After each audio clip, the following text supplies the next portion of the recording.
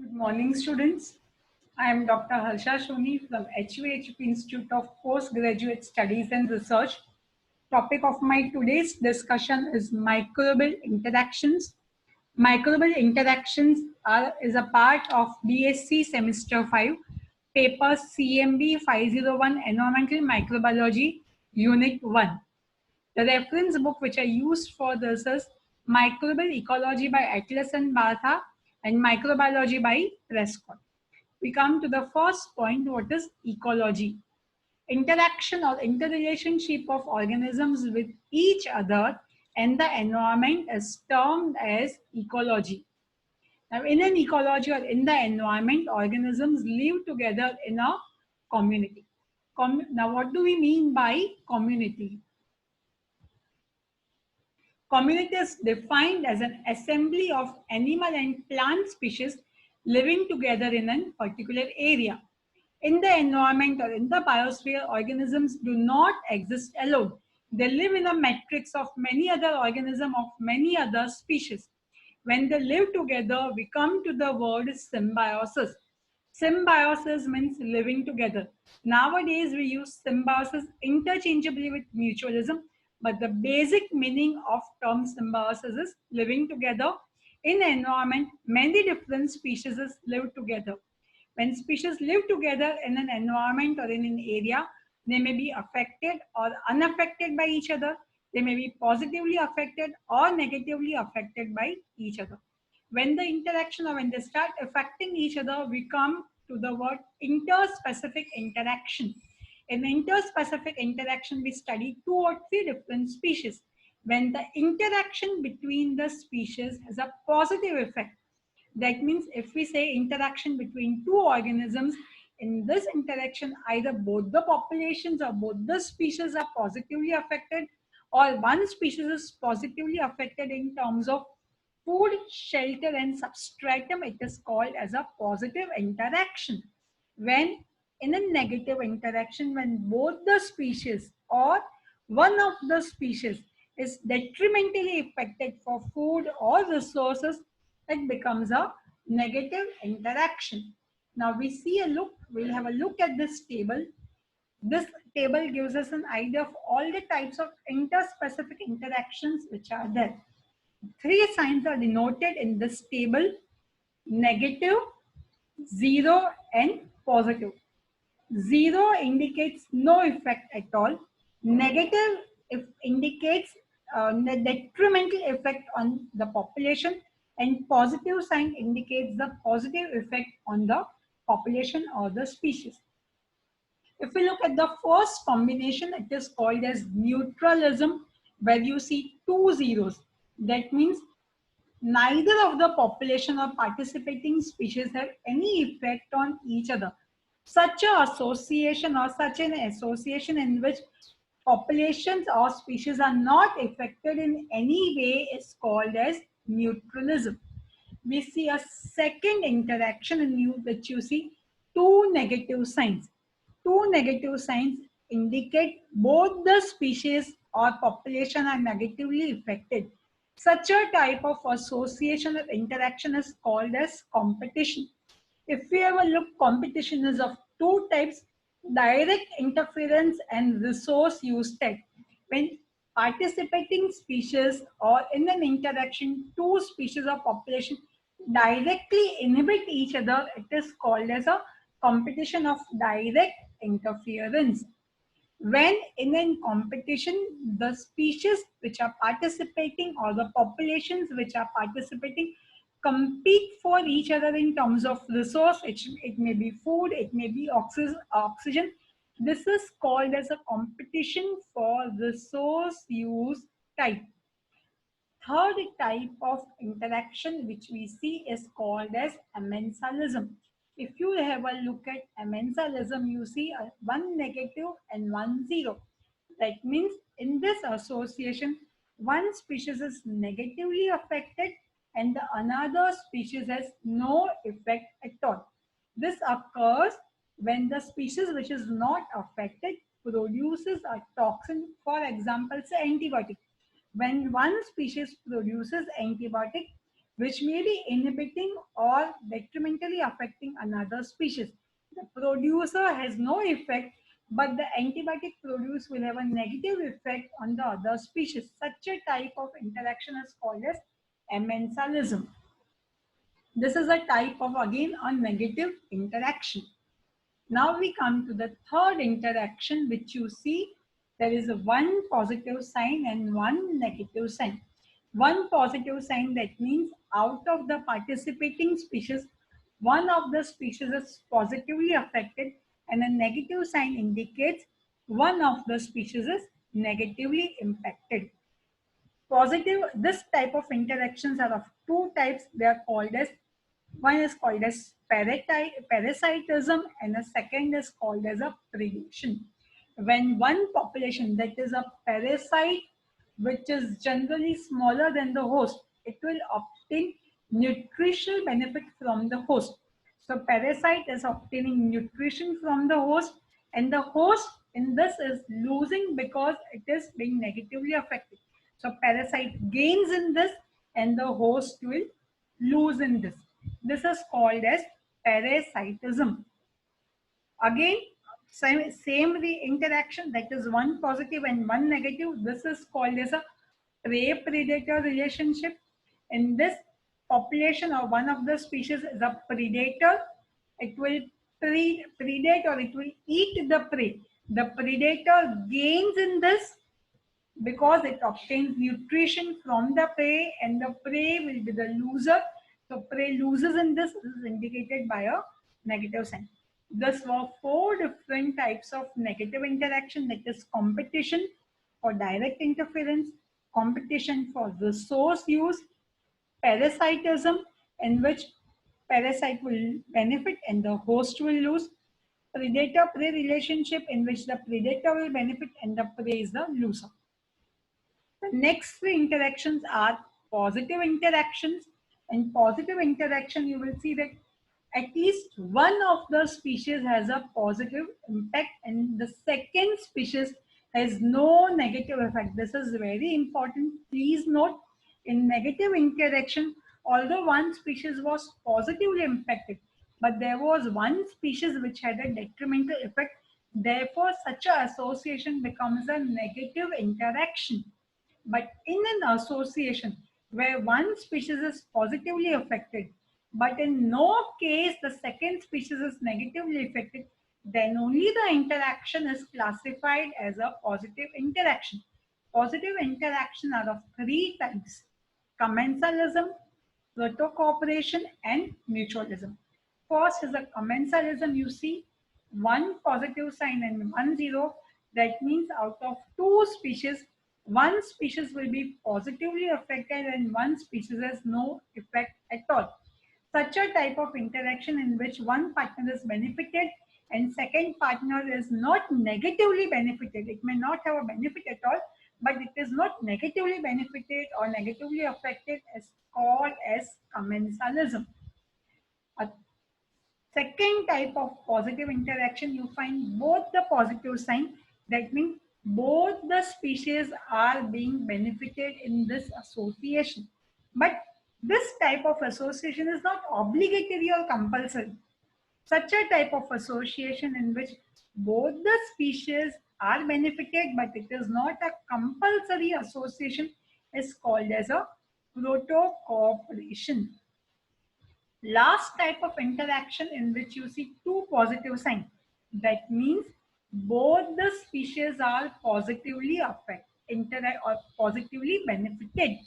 A type of association or interaction in which both the species are positively gaining and it is a compulsory or obligatory association is termed as a mutualism. I'll show you a second slide which will give you a better review of all this. You can see a positive interaction, which is mutualism. Over here you see two species A and B. Both of them are red plus indicates that both the species are getting benefit from this association. But this is an obligatory or compulsory relation. This is called as mutualism. Both the species can survive only in association. This is the meaning of obligatory relationship. If the association is lost, none of the species can survive. Interspecific positive association, which is obligatory, is called as mutualism. Then see a second association, which is called as proto-cooperation. Again, you see positive signs which are indicated in red. That means both the species are being positively affected, but this association is not compulsory. That means till the species are in association, they are being benefited, but the association is lost. It will not pose a threat to the survival of this species. Third type of positive interaction is called as we discussed, it's commensalism. Over here, you see only one plus sign. That means this species B is the common, B is being benefited. It is the commensal and A will be the host. Then you see four negative interactions. First, as I told you, prey-predator relationship. Predator feeds on the prey, predator feeds on the prey, predator benefits, and the prey is the loser. Then you have parasitism. Parasite becomes an endosymbiont of the host. The host, the parasite will gain nutritional benefit from the host, and in this association or in this term, it will cause a damage to the host. The parasite benefits from the host, and the host is negatively affected. Third type is amensalism. Over here, you see A is producing something which will negatively affect B. So A as an organism produces antibiotic or a toxin or a poison which has a negative effect on the B. So B is being negatively affected.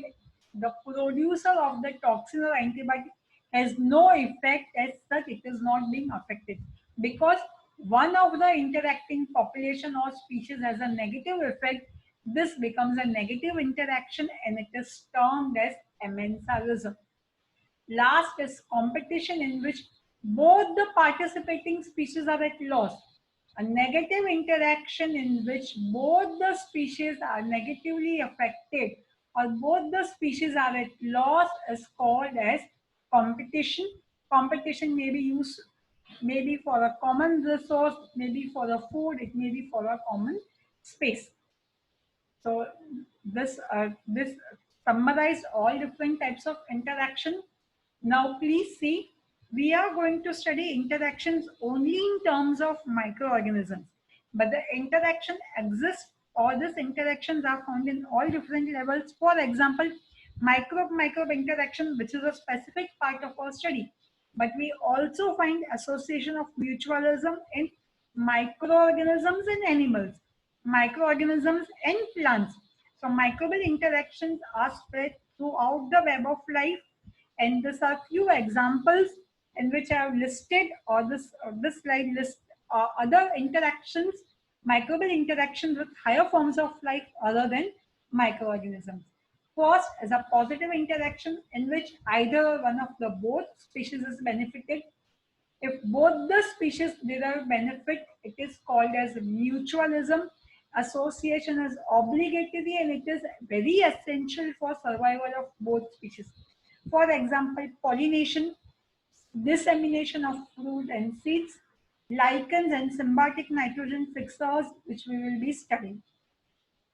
If the association benefits both, but it is not obligatory for survival of either or both the population, it is called as proto-cooperation or non-obligatory mutualism. This we have already studied in our 12th standard. Example is sea anemone, which is attached to the hermit crab cells. Third interaction in which only one of the species is benefited and neither of the species is harmed is termed as commensalism.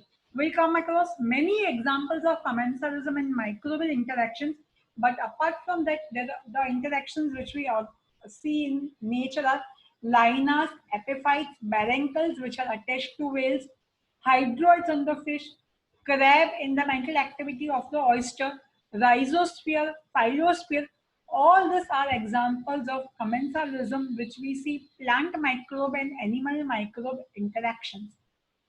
Then interaction in which either one or both the species are harmed are termed as negative interaction.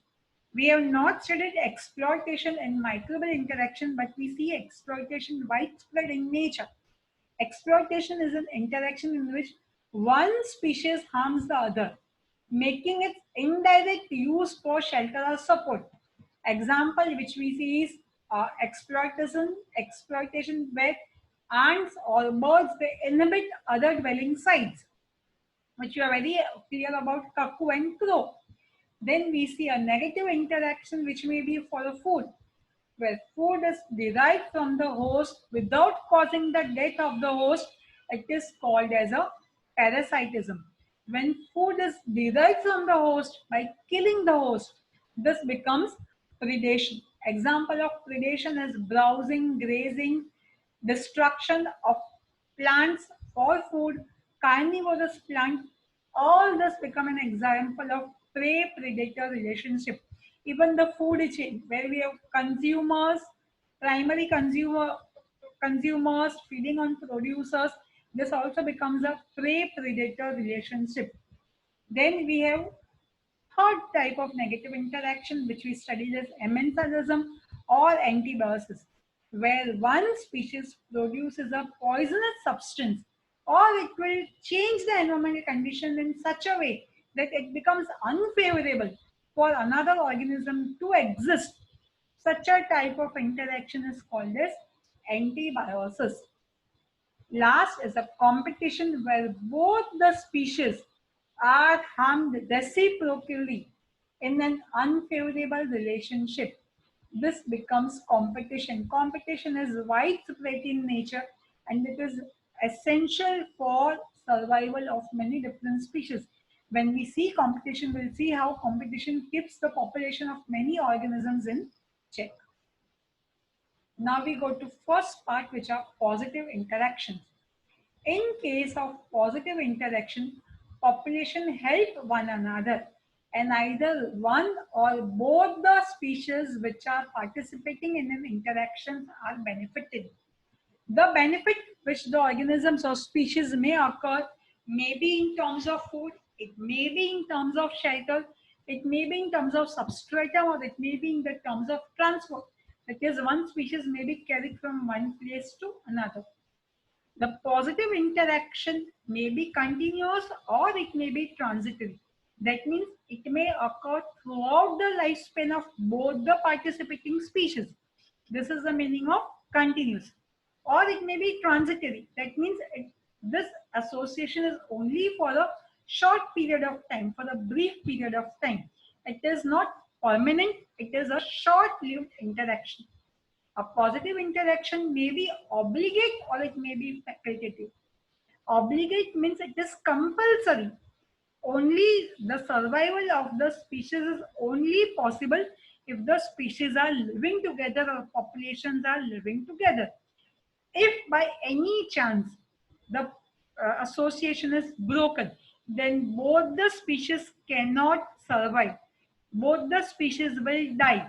Such a type of association, which is essential for survival of both species, is termed as obligate or compulsory association.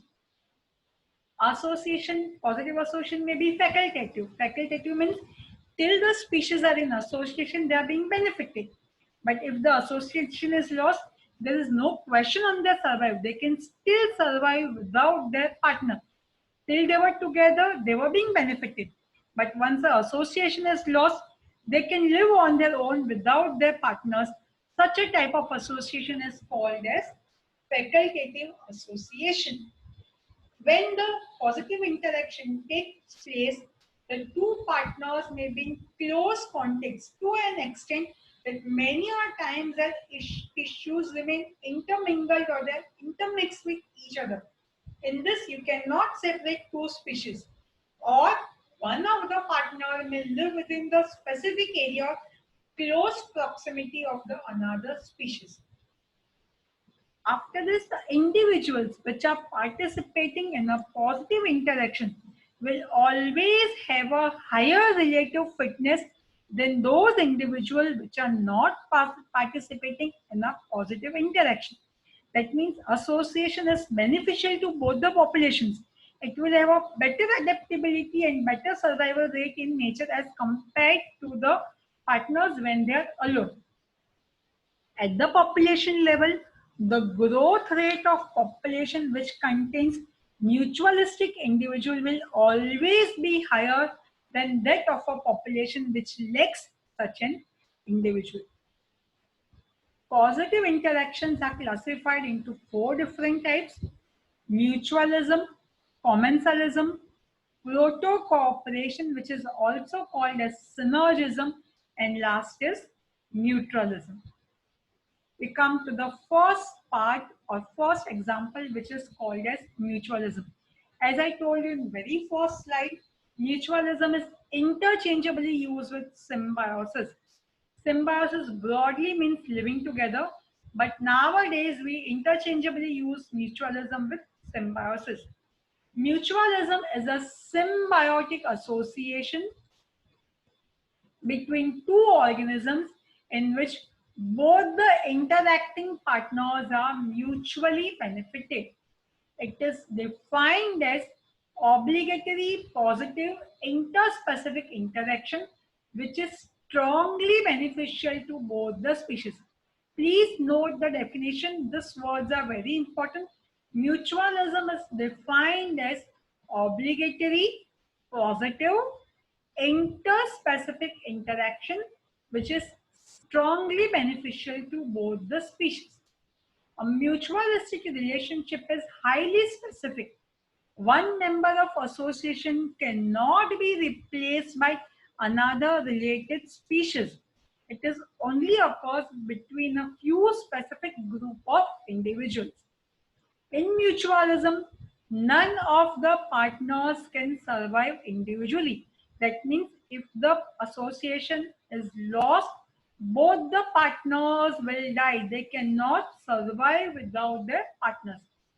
In mutualism, the organism enters into some sort of physical or physiological exchange. It occurs between microorganisms or allows two organisms to act as if they were a single organism with unique identity. It is very interesting. These are two different organisms, but they have mixed or they have adapted so well to each other that they behave as a single entity. Means they cannot survive without each other. Their life or their activities are so well balanced that they work in total synergy with one another for growth and benefit of both of the participating organisms. Mutualism requires close proximity within the interacting population. It allows the organism to exist in a habitat which could not be occupied by the either population alone. That means if the two organisms are together, they can go and exist or they can exist in an environment which would not have been possible if the populations were alone or which if they were not in an interaction. The first classical example of mutualism is lichens. Please note, lichens is a very important and a classical example of mutualism. We'll first understand what is lichen. Lichen is an association between an algae and an fungi. Now we all know algae are the producers and fungi are separators or they are consumers. So algae is a producer and fungi is a consumer. If algae is a producer, it is obvious that it will produce food. This food will be given to the consumer, that is fungi. So role of algae is very clear. Algae will produce food and this food it is providing to fungi. So fungi has been benefiting. It is getting food from the algae. Now what will algae getting turned from this? Fungi. Fungi provides a safe haven or a safe house for the algae. So algae finds a safe environment in exchange of the food which is giving to the fungi. Fungi gets the food, but in exchange it provides many nutrients and it also provides a safe environment for the algae. So both the partners are being benefited. Algae gives food to fungi. Fungi gives safe environment to algae. So if you see mutualism, mutualism is a specific give-and-take relationship between both the participating populations. Both the populations contribute for the success of an association. That means they are being benefited and they also give something which will benefit the other partner. Now we'll study lichens in detail. Lichens are a symbiotic association between algae and fungi. The body of lichen is composed of fungal matrix in which algal cells are embedded. In a lichen, the fungal partner is termed as microbiome. Microbiome is a consumer in this. The algal partner, which is a cyanobacterial partner, is termed as phycobiont. Phycobiont is the primary producer. The algae or the phycobiont will use light energy and it will produce organic compounds which can be used by microbiont.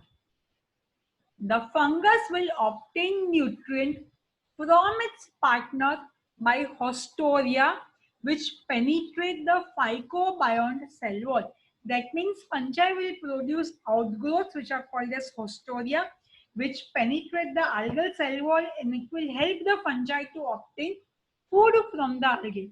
The fungi will also use oxygen, which is produced by the algae by photophosphorylation carried out during respiration. In turn, the fungi will protect the algae or the phycobiont from excessive light intensity.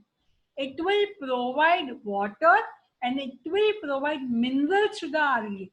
It creates a firm substratum in which the algae or the phycobiont can grow, and it protects the algae from the environmental stress. It's such a very balanced relationship where algae provides food and to the fungi, and fungi protects the algae from the environmental competition and the stress. The algae and the fungal members of lichen form distinct layers which functions as a primitive tissue. The phycobionts which participate may be member of cyanobacteria, the cyanobacteria chlorophyta or xenophycota or green algae triboria, and the nostoc are the common phycobionts which are found in the lichens. Now let's see, because lichens are association, we also mentioned that mutualism will allow the organisms to go and associate or to inhabit the area which were not initially possible by the organisms alone. Lichens are considered to be the pioneers in succession. What do we mean by pioneers? Pioneers are the first community to establish in an environment when the life is taking place. So lichens are resistant to extremes of temperature and drying. This makes them possible, or this allows them to grow on the rock surfaces. Lichens can produce organic acids. These organic acids will solubilize minerals and will allow the organisms to grow on the rocks, which would not have been possible by fungi or by algae alone. The mutualistic association of lichen is very delicately balanced and it can be disrupted by environmental changes. Lichens are very sensitive to industrial air pollution, specifically by sulfur dioxide, and they disappear from the polluted area. As a result of this, lichens are considered to be indicator organisms for sulfur dioxide pollution. Whenever sulfur dioxide pollution occurs, lichens will disappear from that area. So disappearance of lichen is considered to be a polluted area. As a result, lichens have gained the status as indicators for sulfur dioxide pollution. The pollution will reduce the efficiency of phycobiont. The reduced efficiency of phycobiont will allow the overgrowth of microbiome and this will lead to the elimination of the mutualistic relationship. After the phycobiome is lost from the association, even the fungi cannot survive without food on its own, and it will also be eliminated. Therefore, lichens will be elimination of lichens occurs from the areas wherever the pollution of sulfur dioxide is more. These are the pictures of various different types of lichens which can be seen. A second example of mutualism is found between protozoa and algae. Again, we know over here, algae will provide food to the protozoa and protozoa will give protection to the algae. This type of relationship will occur between protozoa, which is paramecium, and algae, which is chlorella. Paramecium can house or can harbor many number of cells of algae chlorella. The chlorella is a photosynthetic algae. It will provide the paramecium with organic carbon and oxygen. And the protozoa will provide algae with protection. It will also enable motility of the algae. It will give carbon dioxide and also growth factor to the algae. The presence of chlorella within the paramecium will allow the paramecium or the protozoa to move into anaerobic habitat as long as there is sufficient height. See, the chlorella is going to carry out photosynthesis. When the light is there, it will provide food to the algae. It will also provide food to the paramecium. It will also provide oxygen. So the paramecium or the protozoan does not require exogenous oxygen. It can move into anaerobic habitats where the light is there, and it can still survive. Without algae, the protozoa cannot survive in such habitat, and without protozoa, the algae also cannot survive without a safe environment. So second association or second example of mutualism is between paramecium and algae chlorella. A third and a very interesting example which we find is between protozoa and bacteria. This protozoa and bacteria give a very interesting relationship. The bacteria which is there in the protozoa or paramecium gives it a killer trait. Now understand this, it's a slightly delicate example.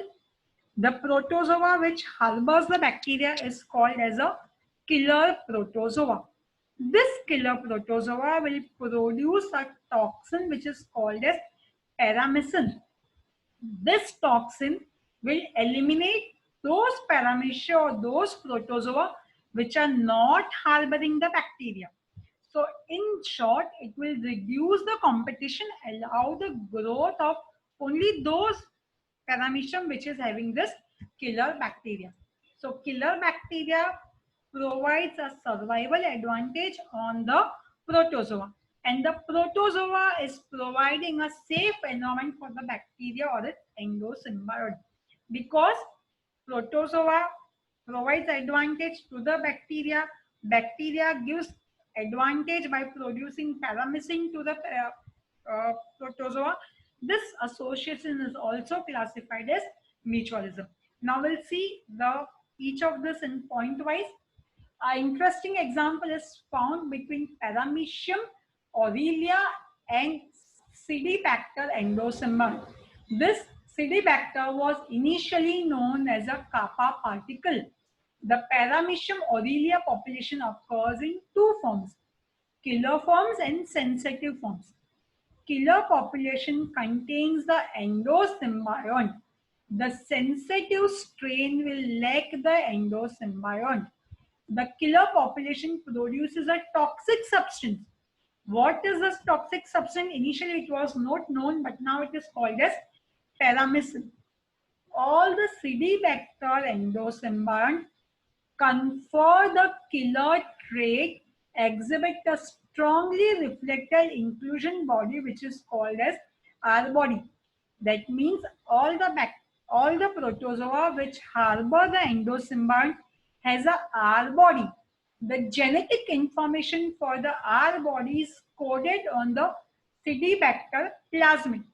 This our body is not toxic, but our body and toxin are specified by the same coding region on the plasmid.